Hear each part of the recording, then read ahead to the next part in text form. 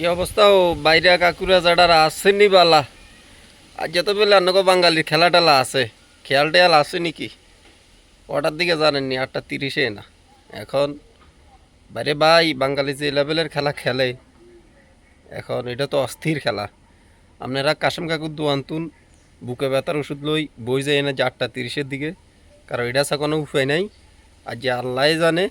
আর যে বাঙালির কোয়ালে কি হয় ঠিক আছে না আর আপনারা হয়েছেন বেহাইয়া জাতি রে ভাই খেলা চাইতেন না কই বেহাইয়া জাতির মাঝে আমিও আছি ভাই কইছি খেলা আসিব না চাইতেন না কিন্তু টাইম হলে ঠিকই বই যাই ঠিক আছে নি তো ওই